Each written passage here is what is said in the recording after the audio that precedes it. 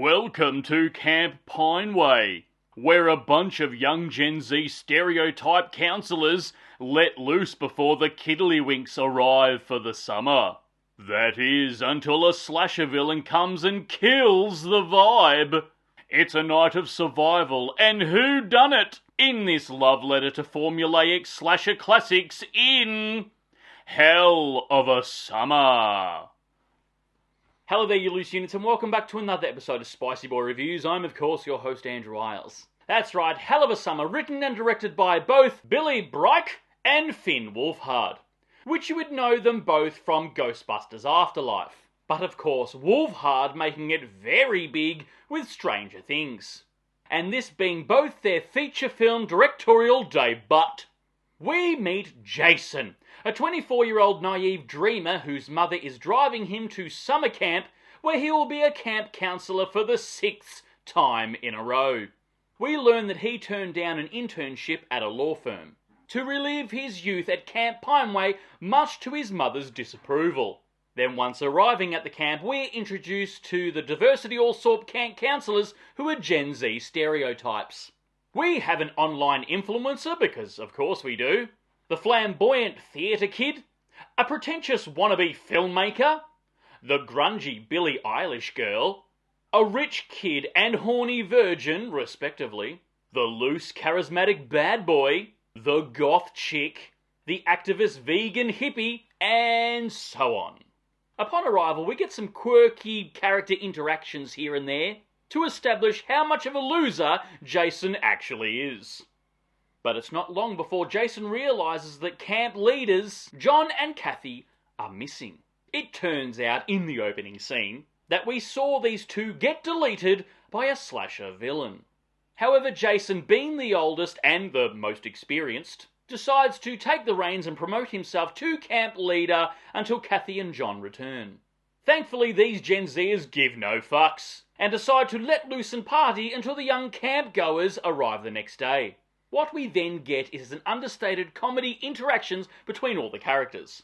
It's not laugh out loud funny, but it will promote a few chuckles from you here and there, as we're watching these cliche camp counselors piss each other off.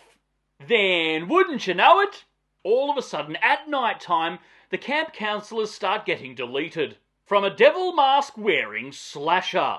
Then the shit hits the fan and everyone freaks out. It then becomes a night of survival and a whodunit. This film is clearly a love letter to all the classic vintage slasher films. It's more of an ensemble character comedy movie and becomes a slasher towards the end. In saying that though, the structure of the film is heavily inspired by Friday the 13th.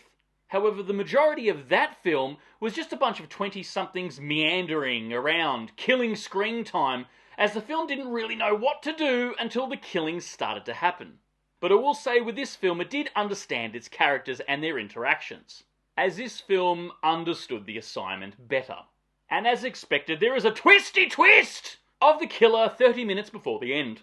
Although the motivation for the killer was a bit, we have seen this played out on screen before.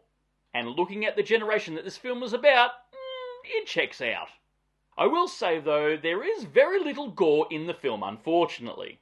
We do get some in-camera effects, however I do feel the film would have benefited if it had more gore.